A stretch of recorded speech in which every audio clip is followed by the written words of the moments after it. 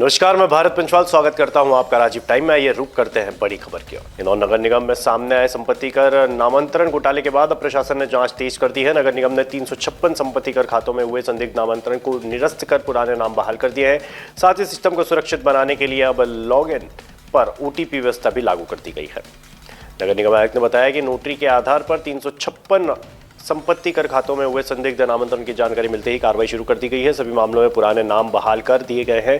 पूरे मामले की जांच के लिए राजस्व और IT अधिकारियों की संयुक्त समिति बनाई गई है। साथ ही नगर पालिका पोर्टल से जुड़े IP एड्रेस और अन्य तकनीकी जानकारी भी राज्य स्तर से जुटाई जा रही है। देखिए, मैं कुछ चीज़ें बहुत क्लियर करना चाहूँगा कि जो 356 करीब जो ये थे, उन सभी में एक तो हमने तत्काल जब सूचना आई, क्योंकि इसमें जब कुछ लोगों के माध्यम से जानकारी आई तो तत्कालीन जो उपायुक्त थे केशव और उन्होंने ये वरिष्ठ अधिकारियों के सामने लाया। हमने तत्काल इन सभी केसेस में वो सुधार कर दिया है कि पूर्व में जिनका नाम था, जिनका बदल दिया गया था, पूर्व में उनका जो नाम था वो वापस ला दिए गए, पहला।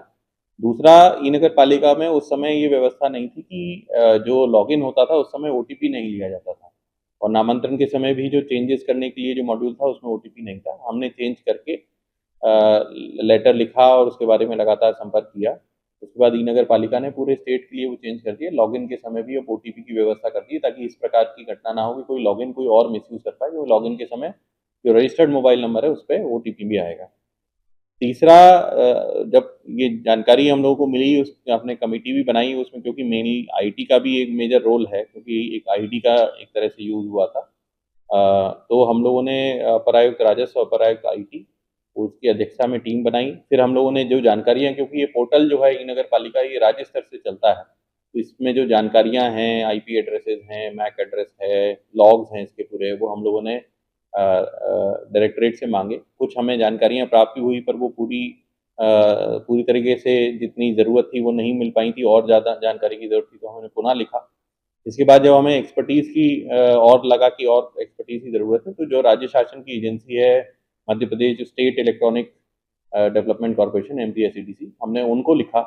उन्होंने भी 2 एक्सपर्ट्स अपने यहाँ से, जो computer emergency response team MP की है, उनके 2 टेक्निकल लोगों को नॉमिनेट किया है उस समिति के साथ, जो हमारी जांच समिति है उसके साथ काम करके, और उसमें आइडेंटिफाई करके उन पर कार्रवाई करने के लिए, ताकि जांच हो सके और जांच की रिपोर्ट के आधार पर हम कार्रवाई कर सकें। इसमें हम लोग दोनों तीनों चीज़ें बिल्कुल, साथ ही जो समिति है उसने जो जिन लोगों के नाम बदले थे उनको भी समक्ष में बुलाकर उनकी सुनवाई की है, अभी भी कर रहे हैं, और ताकि किसी प्रकार का कोई भी पॉइंट जो होगा वो किया जाएगा। हम लोग समिति की रिपोर्ट का, और क्योंकि उसमें एक्सपर्ट जो ओपिनियन चाहिए वो लेके, उसमें जो भी वो होगा, किसी को भी उसमें बख्शा नहीं जाएगा। अगर जिसने भी गड़बड़ी की है, जानबूझ के जो भी गड़बड़ी की है, उन पर हम पूरी कार्रवाई करेंगे। आवश्यकता अनुसार अगर उसमें ये पाया जाता है कौन कौन लोग हैं शामिल, अगर उनके ऊपर जितने भी आपराधिक प्रकरण दर्ज करने होंगे वो आपराधिक। नगर निगम ने बताया कि भविष्य में इस तरह की गड़बड़ी रोकने के लिए नगर पालिका पोर्टल पर लॉगिन के दौरान OTP आधारित सुरक्षा व्यवस्था लागू कर दी गई है। वहीं मध्य Pradesh state electronics development corporation के तकनीकी विशेषज्ञ भी जांच में शामिल किए गए हैं।